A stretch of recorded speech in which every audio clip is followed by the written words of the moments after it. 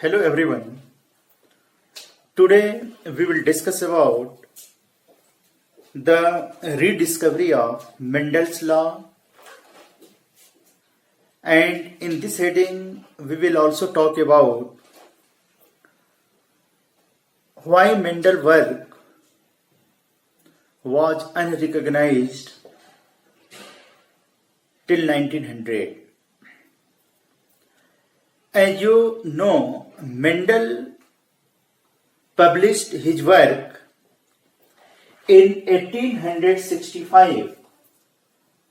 After completion of his work, when he put all the three laws, law of dominance, law of segregation, law of independent assortment, after the breeding experiment, he published his work in 1865, but his work was remained unrecognized for the several reasons till 1900. He published his work in 1865, but from 1865 till 1900, nobody has gone through his work in detail, and his work was unrecognized. He couldn't be popular till 1900. What was the reason why his work was unrecognized? Why his work of the inheritance was unrecognized? Because of the following reasons. The first, his communication was difficult, so his work could not be widely published. When Mendel published his work in 1865, he couldn't explain, he couldn't communicate his work of the inheritance of the breeding experiment to the other scientists, and the scientists, they couldn't understand his work, so the communication was not up to the mark, and that's why this is the reason his work was unrecognized. And he also, one more reason was there, he also published his work in a very obscure journal. He published his work of the breeding experiment in a journal that had a very limited circulation. He published in a proceeding journal. That journal was published from the Brunn Society, where he was praised, and that journal had a very limited circulation. It was a very obscure journal, and this was also a reason his work was unrecognized. The Mendel was also very lethargic. He did his breeding experiment, but due to the lethargic nature also, his work was unrecognized till 1900. His concept of the genes as the stable unit that express the character and on the pair of alleles which did not blend was not accepted. It means, as per Mendel, a particular gene, or you can say a gene is responsible for a particular phenotypic expression, for a particular trait, for a particular character. And each gene has how many alternatives? Two alternatives are there, and both the alleles, they are not blend together. It means, suppose if the height of the plant is going to be determined by the T, for the tallness there is the capital T, for dwarfness there is the small t, and when the capital T and small t, both they are present together, out of these two genes, two alleles, when they are present in the heterozygous form, one is dominant while Another one is the recessive, means there is the complete dominance. Both the alleles, their character, their phenotypic expression do not blend to each other, as Mendel told. Only one will express while other it will be remain recessive. But this theory, this complete dominance, this blending was later on, this was not accepted later on in so many plants, when so many scientists they did experiment in some of the plants. We have already discussed about like incomplete dominance, polygenic inheritance, multiple alleles, means all these are the deviations of the Mendel's law of inheritance. So as per Mendel, a single gene, a particular gene determines a particular character. Each gene for each character, each gene has two alternatives, two alleles, and these two alleles, their characteristics, their traits, their phenotypic expression is never blend together, but all these opinions of the Mendel's were not accepted at all later on, and they were deviated in some of the plants. So this was also a reason, the third one. Now, his approach of using mathematics to explain biological phenomena was new and unacceptable. Actually, he explained all the three laws of the inheritance in the mathematical form. When he published his work, most of the data was in the statistical form, in the mathematical form, and his work, his data, that statistical analysis of his work was ahead from the scientist during his tenure. Means so many scientists, they couldn't understand the mathematics, the statistics to know about the pattern of inheritance.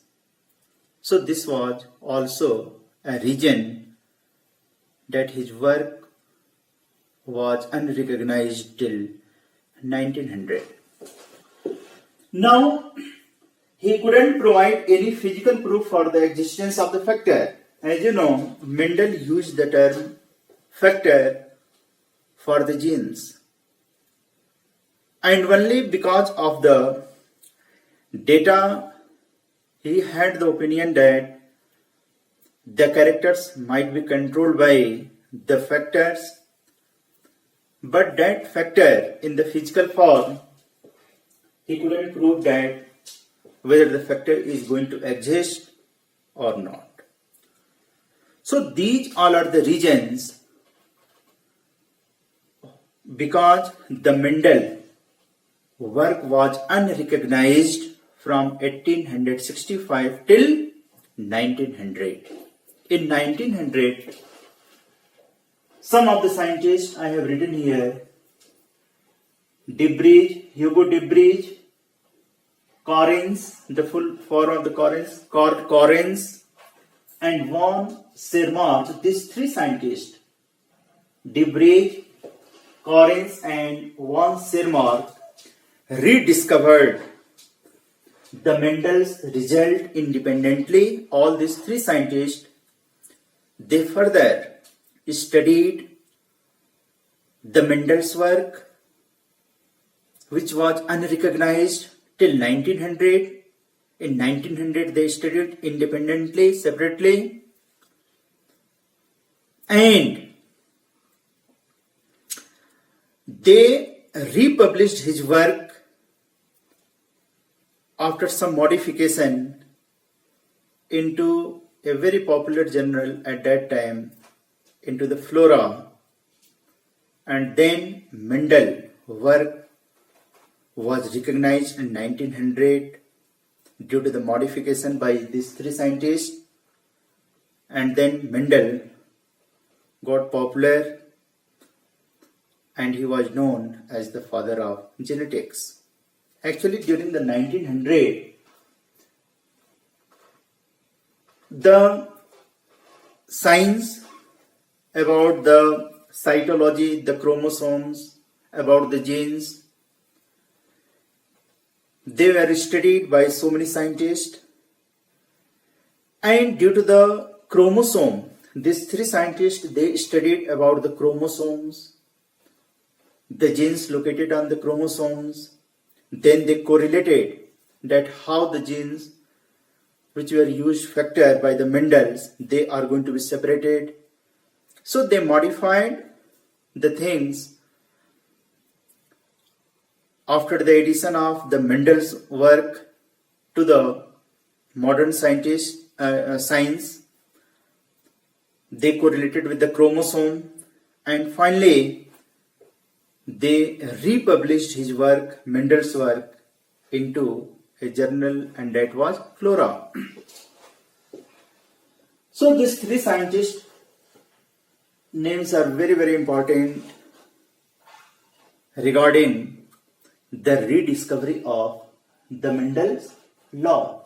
There may be the question that name the scientist who rediscovered the Mendel's law, and these three scientists are Debridge, Correns, and von Seymour. Now the next topic is chromosomal theory of inheritance. The chromosomal theory of inheritance was given by Walter Sutton and Theodore Boveri in 1902. These two scientists, they gave the theory of chromosomal theory of inheritance. Now, let me to explain what is chromosomal theory of inheritance. As you know, the chromosomes are the bearer of the genes. They are, you can say, the carrier of the genes. In all the diploid organisms, the chromosomes, like in our body, the chromosomes, they are present in the pair. The chromosomes, they are present in the pair like this. And a paired chromosome is also known as homologous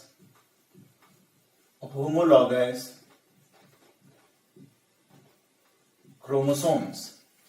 So hereditary characters must be with the sperms and egg. As you know, whatsoever the characteristics or the traits, they are transmitted from one generation to the next generation and successive generation, and that is from father, mother, or you can say from parents to their offspring, to their son, either daughter. The traits are always carried through the sperm and ovum, which comes from father and mother respectively. So the traits, or you can say the characters, or the hereditary unit, or you can say the hereditary characteristics, are carried along with the sperm and egg, which comes from father and mother respectively. Second, hereditary character must be carried by the nuclear material. Now, what are the hereditary material? Nowadays, as you know, the genes are the hereditary material. The genes, they control our phenotypic expression. They control our phenotype. They are responsible for our characteristics. And these genes are, you can say, the hereditary characteristics or the hereditary factors. Where they are located? They are present into the nuclear material, and that nuclear material is known now. That is called chromosomes. So the chromosomes are also found in the pair. As I told you, the chromosomes, they are also found in the pair.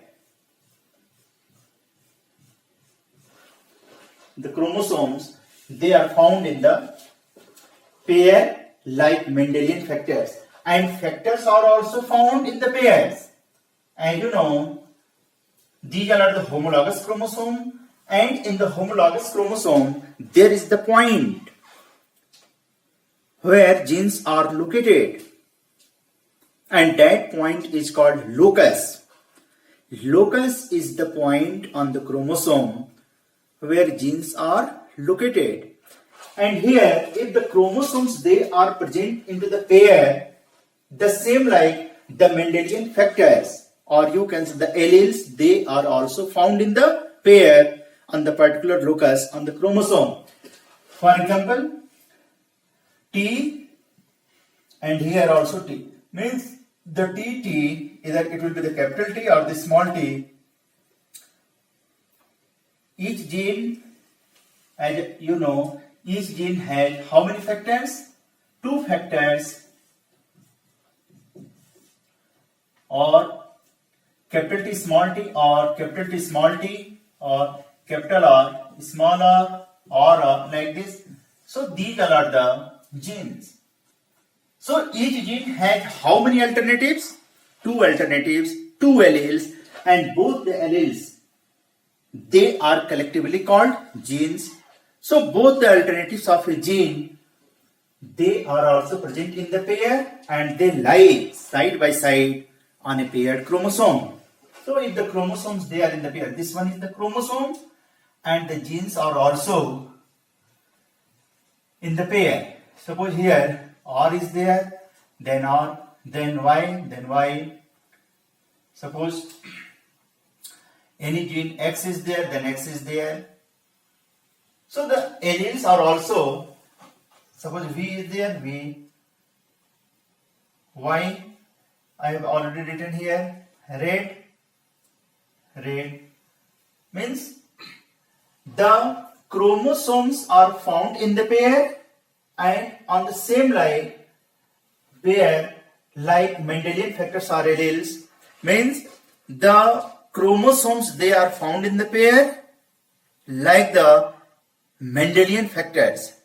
As you know, the Mendelian factors are also found in the pair. Each trait is controlled by a pair of alleles. Suppose height of the plant is to be there, so for the height there are 2 contrasting, either it will be tall or dwarf. If we talk about the shape of the seed, it will be the round, either wrinkled. So each gene has 2 alternatives, or you can say each character is controlled by 2 alleles. And here also the chromosomes are also found in the pair like the Mendelian factors. Both alleles are located on the chromosome. You can see here, both the alleles, they lie, or you can say both they are present on the locus side by side on the paired chromosome. The sperm and egg have haploid number of the chromosome. And you know, during the process of gamete formation, what kind of cell division takes place? Meiosis division. We are diploid inside this set and this one more set 2n. So we are diploid. But during the process of gamete formation, suppose the sperm is going to be produced, a single sperm receives only one set of the chromosome. This will also receive another set. So the alleles are also get separated to each other. Means here the 50% of the sperm will have the capital T type and the remaining 50% will have the small t type. Maybe R, here or. It means the sperm and egg both are gametes, and gamete receives only one set of the chromosome, and on the same like the alleles are also segregated to each other, and out of 2 alleles a single gamete will receive only one out of two.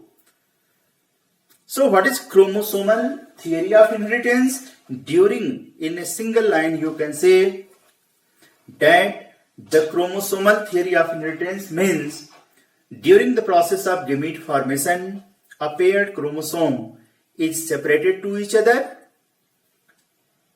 and the Mendelian factors, they are also separated to each other along with the chromosomes, and this is called chromosomal theory of inheritance.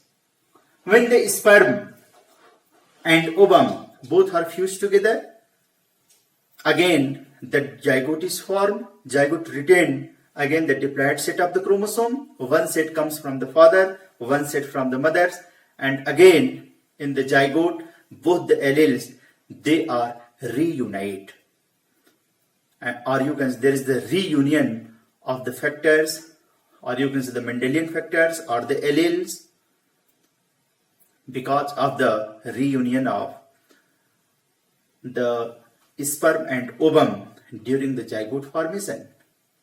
So again it becomes what? Diploid. So overall the gametes are haploid in number and zygote is diploid in number. The Mendelian factors are also follow the same principle as the chromosomes. If the chromosomes they are separated, the same like Mendelian factors are also separated. That's why law of segregation has been given. And when the factors they reunite during the zygote formation. Homologous chromosomes synapse during the meiosis. As you know, the paired chromosome during the process of cell division in meiosis first, a condition comes that is synapse. The paired chromosomes lie side by side, but during the anaphase condition, they are separated to each other, and because of the separation, the independent assortment, segregation, all these principles they are just behind under the takes place during the process of the separation of the homologous chromosomes. So these points are very important. You will note down. Today I covered these two topics, that rediscovery of the Mendel's. You have to learn all the three scientists. A rediscovery of the Mendel's law. You have to study, you have to put your focus that why Mendel's work were unrecognized from 1865 till 1900. So many reasons I have been taught to you, and all these points you are supposed to write in your fair copy. Then you will make a heading, chromosomal theory of inheritance. Name the scientist who gave the theory of the chromosomal theory of inheritance, Sutton and Boveri in 1902, and all these points you have to learn that what are chromosomal theory of inheritance. Tomorrow I will teach you the next topic. Before, I wish to give some of the questions related to the topics which I have been taught to you. Please note down some important questions related to this topic. Question number 1.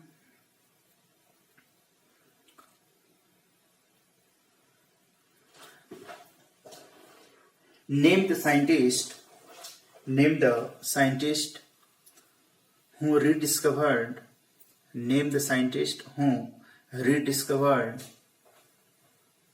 Mendel's work. Name the scientist who rediscovered Mendel's work. Question number 2.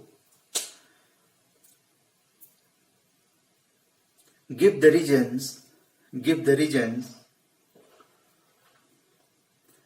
why Mendel's work were unrecognized.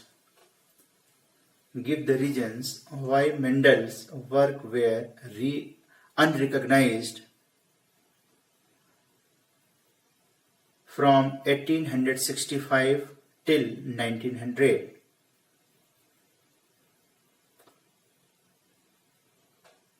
Question number 3.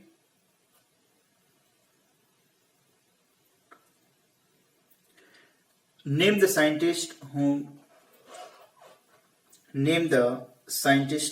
proposed chromosomal theory of inheritance. Name the scientist who proposed chromosomal theory of inheritance. Question number 4. Question number 4. Write about chromosomal theory of inheritance. Write about chromosomal theory of inheritance. And question number 5. Differentiate between chromosomes and genes. Chromosomes and gene. You write some other questions from the previous topics.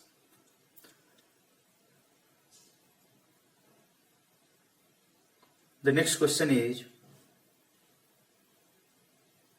what is incomplete dominance? What is incomplete dominance? Why incomplete dominance is not called blending inheritance? Why incomplete dominance is not called blending inheritance? Next question. The human blood group,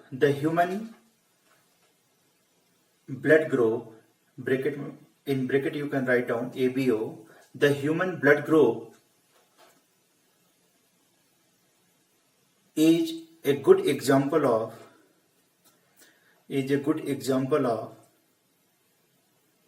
complete dominance. Is a good example of complete dominance, comma, multiple alleles,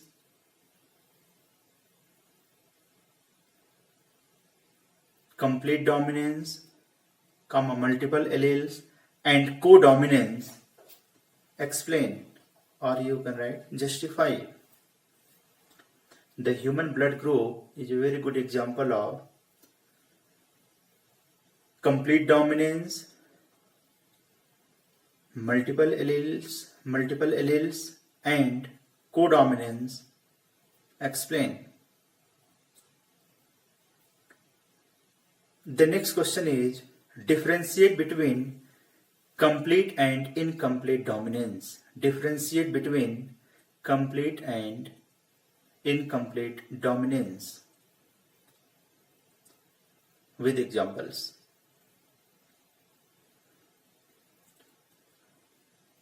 The next question is, what is pleiotropy? What is pleiotropy? Explain with the help of example. What is pleiotropy? Explain with the help of example. And the last question is,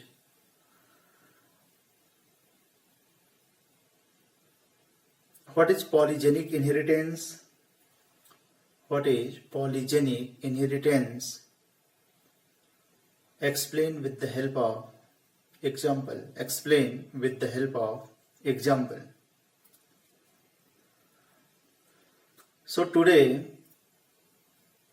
I have given 10 questions, but hardly I can see the boys they are completing all the assignment. Till the time only few students they have submitted their assignment. I request you all to send your assignment in the Google Classroom. You can also send me on my WhatsApp. I will check it, then I will reply to you also. If in case you have any query, any doubt, you can write in the comment box, either on my WhatsApp. Thanks everyone.